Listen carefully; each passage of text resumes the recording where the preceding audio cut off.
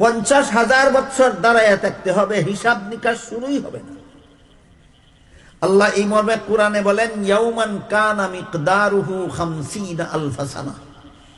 হাসরের মাঠে সমস্ত মানুষ হিসাব নিকাশ শুরু হওয়ার আগ পর্যন্ত কতদিন দাঁড়াইয়া থাকতে হবে? 50,000 বছর। 50,000 বছর যারা নিজের পায়ের উপর দাঁড়াবে, এরা দাঁড়াবার মতো স্থান কি পরিমাণ পাবে? তাফসীরের কিতাবে লেখা আছে, একটা মানুষ 2 পায়ে দাঁড়াইলে তার 2 পায়ের নিচে যে পরিমাণ মাটি পড়ে, 2 পায়ে দাঁড়াইলে 2 পায়ের তালুর নিচে যে পরিমাণ মাটি পড়ে, এর বেশি জায়গাই পাইবে না হাসরের মাঠে দাঁড়াবার। বুঝে থাকতে বলেন তো, হাসরের মাঠে এক একজন মানুষ দাঁড়াবার জন্য কি পরিমাণ জায়গা পাইব? 2 পায়ের তালুর নিচে যে পরিমাণ মাটি পড়ে, এর বেশি জায়গাই পাইবে না হাসরের মাঠে দাঁড়াইবে। উলঙ্গ অবস্থায় দাঁড়াবে, এক জায়গায় দাঁড়াবে, 50,000 বছর দাঁড়াইয়া থাকবে, হিসাব নিকাশ শুরুই হবে না। গেল পায়ের নিচের, পায়ের তালুর নিচের অবস্থা। এবার শুনেন মাথার উপরের অবস্থা। হাদিস শরীফে রাসূল করিম সাল্লাল্লাহু আলাইহি ওয়াসাল্লাম বলেন, দুনিয়ার আকাশে সূর্যটার মধ্যে যে পরিমাণ হিট আছে, তেজ আছে, তাপ আছে, এর থেকে 70 গুণ তাপ সূর্যের মধ্যে আল্লাহ বাড়াইয়া দিবে। কি পরিমাণ? 70 গুণ। সূর্যের মধ্যে, পৃথিবীর আকাশে সূর্যের মধ্যে যে পরিমাণ তাপ আছে, এর থেকে 70 গুণ তাপ বাড়াইয়া দিয়া হাসরের মাঠে দাঁড়ানো মানুষের মাথার আধ হাত উপরে রাখা হবে। আধুনিক বিজ্ঞানীরা কয়, সূর্যটা পৃথিবীর থেকে 9,30,00,000 মাইল দূরে আছে। বিজ্ঞানীরা কি কয়? সূর্যটা পৃথিবীর থেকে কত দূর? 9,30,00,000 মাইল দূরে আছে। এই যে পরিমাণ তাপ লইয়া সূর্যটা 9,30,00,000 মাইল দূরে আছে, এর থেকে 70 গুণ তাপ বাড়াইয়া দিয়া 9 কোটি মাইল দূরের সূর্যটাকে মানুষের মাথার 9 ইঞ্চি উপরে রাখা হবে। হালত বুঝে থাকলে, অবস্থা বুঝে থাকলে বলেন, হাসরের মাঠের অবস্থাটা হবে সাধারণ না অত্যন্ত ভয়ঙ্কর? অত্যন্ত ভয়ঙ্কর। হাদিস শরীফে আল্লাহ রাসূল বলেন, এই অবস্থায় হাসরের মাঠের মানুষগুলি দাঁড়ায় থাকতে হবে 50,000 বছর। এর ভিতরে কোনো সওয়াল জবাব হবে না, কোনো প্রশ্নই হবে না, শুধু হিসাব নিকাশের অপেক্ষায় দাঁড়ায় থাকতে হবে।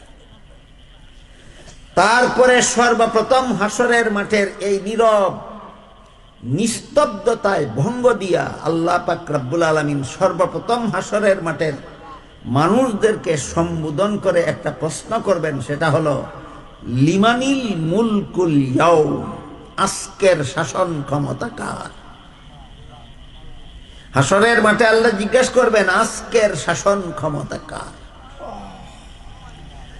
আয়াতের ব্যাখ্যায় তাফসীরের কিতাবে লেখা আছে, শুধু কি কিয়ামতের দিনের শাসন ক্ষমতা আল্লাহর, না সর্বযুগের? সর্বযুগের শাসন ক্ষমতাই তো আল্লাহ। তাহলে কিয়ামতের দিনের শাসন ক্ষমতা কার? এইভাবে প্রশ্নটা আল্লাহ হাসরের মাঠে কেন করবেন? তার কারণ হলো, দুনিয়ার জীবনে কিছু মানুষ পৃথিবীর একটা টুকরার শাসন ক্ষমতা কিছুদিনের জন্য পায়। ফেরাউনে এইরকম পাইছিল কিনা? নমরুদে পৃথিবীর এক টুকরার শাসন ক্ষমতা পাইছিল কিনা? পাইছিল। পাওয়ার পরে এরা মনে করে যে আল্লাহর আইনে দেশ শাসন করলে শান্তি হবে না, আমার আইনে দেশ শাসন করলে শান্তি হবে। তাইলে এরা আল্লাহর আইন মেনে নিল না আল্লাহর আইনের বিরুদ্ধে বিরুদ্ধাচরণ করে? এইভাবে যারা সামান্য একটা দেশের শাসন ক্ষমতা 2-4 বছরের জন্য পাইয়া, 10-20 বছরের জন্য পাইয়া আল্লাহর আইনকে এইভাবে ডেমকিয়ার করে, আল্লাহর আইনে দেশ শাসন করলে শান্তি হবে মানে না, নিজের আইনে দেশ শাসন করলে শান্তি হবে কথার দাবিদার, এদের শাস্তি কত ভয়ঙ্কর হবে এই কথাটা বুঝাবার জন্য আল্লাহ হাসরের মাঠে জিজ্ঞাসা করবেন, লিমানিল মুলকুল ইয়াউম, আজকের শাসন ক্ষমতা কার? কারণ হাসরের মাঠে 1 ইঞ্চি জমির শাসন ক্ষমতাও কোনো ফেরাউন নমরুদের থাকবে না। দুনিয়াতে এক একটা দেশের শাসন ক্ষমতা আল্লাহ এক একজন শাসকের হাতে দিয়া দেন, কিন্তু হাসরের মাঠে 1 ইঞ্চি জমিনের শাসন ক্ষমতাও আল্লাহ ছাড়া কারো হাতে থাকবে না। তাই আল্লাহ হাসরের মাঠে জিজ্ঞাসা করবেন, লিমানিল মুলকুল ইয়াউম, আজকের দিনের শাসন ক্ষমতা কার? জবাব দেওয়ার সাহস করবে না কোনো মানুষ। শেষ পর্যন্ত আল্লাহর প্রশ্নের জবাবে আল্লাহ নিজেই বলবেন, লিল্লাহিল ওয়াহিদিল কাহ্হার, মহারাগে রাগান্বিত একমাত্র আল্লাহর হাতে আজকের শাসন ক্ষমতা। মহারাগে রাগান্বিত বলবেন কেন? আল্লাহর কি শুধু রাগ আছে না দয়া মায়াও আছে? দয়া মায়াও আছে। বরং এক হাদিসে রাসূল বলেন, আল্লাহ ঘোষণা করেছেন, সাবাকাত রাহমাতি আলা গাযাবি, আমার গজবের উপর আমার রহমত প্রবল। আমার গজব আমার রহমতের কাছে পরাজিত, গজব পরাজিত, আমার রহমত বিজয়ী। তাইলে আল্লাহর গজব বেশি না আল্লাহর দয়া বেশি? আল্লাহর দয়া বেশি।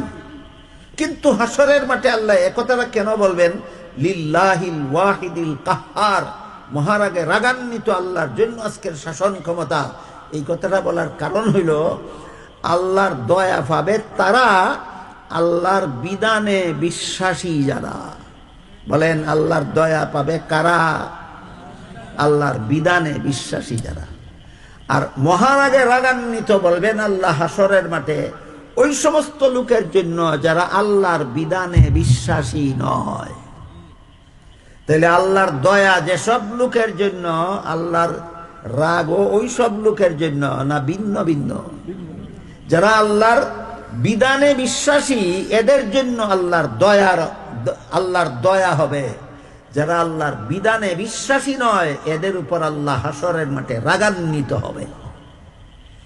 এই হইল হাসরের মাঠের নীরবতা, নিস্তব্ধতায় ভঙ্গ দিয়ে আল্লাহ সর্বপ্রথম যেই প্রশ্নটা করবেন সেটা হইল, আজকের শাসন ক্ষমতা কার?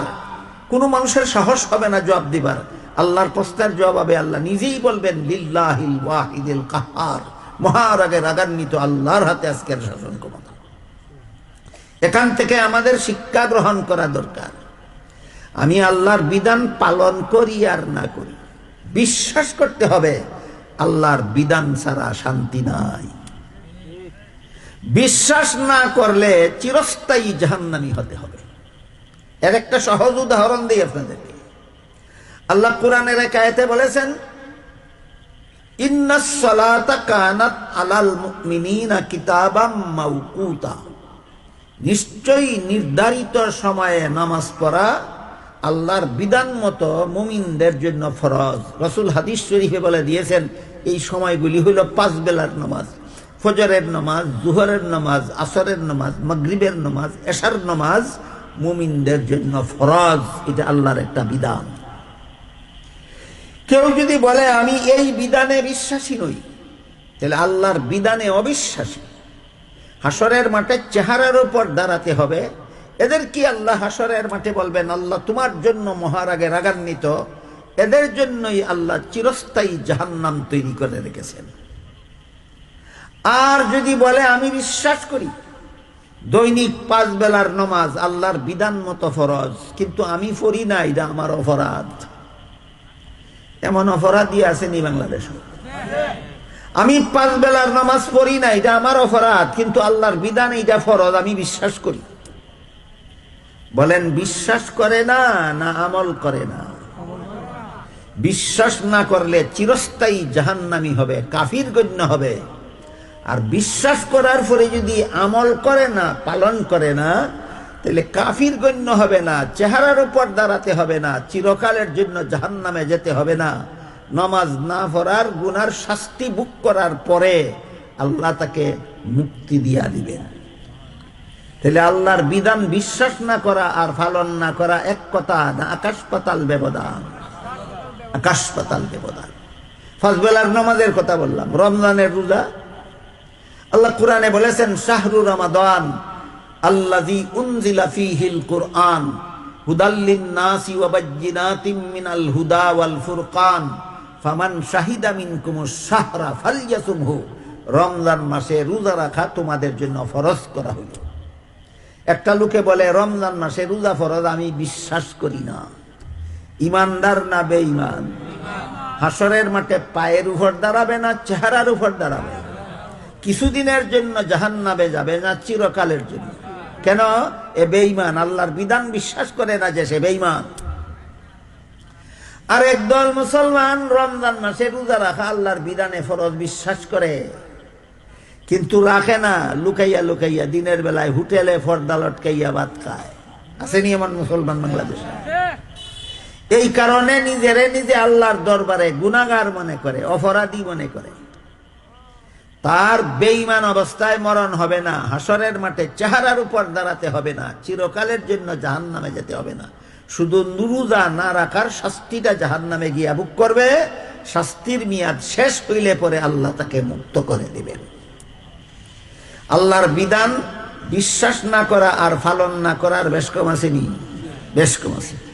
যেমন ভাবে 5 বেলার নামাজের বেলায় একই কথা, রমজান মাসের রোজার বেলায় একই কথা, ঠিক তেমনি ভাবে দেশ শাসনের বেলায় একই কথা।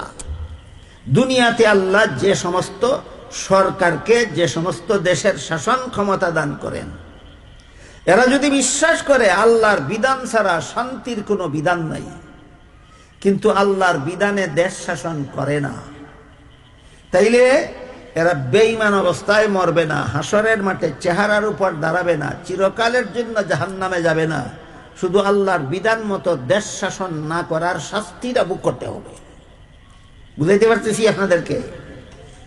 যারা বিশ্বাস করে যে দেশ শাসনের বেলায় আল্লাহর বিধান ছাড়া শান্তি নাই, কিন্তু আমি আল্লাহর বিধানে দেশ শাসন করি না, এটা আমার অপরাধ, এটা আমার অপরাধ, যদি স্বীকার করে আর মেনে নেয় যে আল্লাহর বিধান ছাড়া দেশ শাসনে শান্তি নাই, তাহলে বেঈমান অবস্থায় মরণ হবে না ইমানদার অবস্থায় মরণ হবে? হাসরের মাঠে চেহারার উপর দাঁড়াবে না পায়ের উপরেই দাঁড়াবে? চিরকালের জন্য জাহান্নামে যাবে না শুধু পাপের শাস্তি ভোগ করার জন্য? এই হলো এক অবস্থা। আর কেউ যদি বলে দেশ শাসনের বেলায় আমি আল্লাহর বিধানে বিশ্বাসী নই, তাহলে 5 বেলার ফরজ নামাজের বিধান অবিশ্বাস করলে যেই রকমের বেঈমান, রমজান মাসের রোজা, ফরজ রোজা অবিশ্বাস করলে যেই ধরনের বেঈমান, আল্লাহর বিধানে দেশ শাসন ছাড়া শান্তি নাই, এই কথা যারা বিশ্বাস করে না সেই রকমের বেঈমান। বেঈমান অবস্থায় মরণ হবে, হাসরের মাঠে চেহারার উপর দাঁড়াতে হবে, চিরকালের জন্য জাহান্নামে যেতে হবে। যে সরকার বিশ্বাস করে আল্লাহর বিধান ছাড়া শান্তি নাই, আমি মানব রচিত বিধানে দেশ শাসন করি আমার স্বার্থের কারণে, এরকম সরকার আসেনি দুনিয়াতে? আমার মনে হয় বর্তমান দুনিয়ার 50টারও বেশি মুসলমান দেশে এইরকম সরকার বিশ্বাস করে আল্লাহর বিধান ছাড়া শান্তি নাই, কিন্তু আমি আল্লাহর বিধানে দেশ শাসন করি না, আমার দলীয় স্বার্থের কারণে, আমার দুনিয়ার স্বার্থের কারণে আমি আল্লাহর বিধানে দেশ শাসন করি না। এদের শাস্তিটা পরকালে কতটুকু শাস্তি হবে, যার পরিমাণ হাদিস শরীফে রাসূল করিম সাল্লাল্লাহু আলাইহি ওয়াসাল্লাম বলে দিয়েছেন। রাসূল বলেন, আলা কুল্লুকুম রাঈন ওয়া কুল্লুকুম মাসউলুন আন রাইয়াতিহি ফাল আমিরুল্লাযী আলান নাসি রাঈন ফাহুয়া মাসউলুন আনহুম। যে সরকার দেশের শাসন ক্ষমতা পাইল, এই সরকার সমস্ত দেশবাসীকে আল্লাহর বিধান মতে পরিচালনা করা তার উপর ফরজ।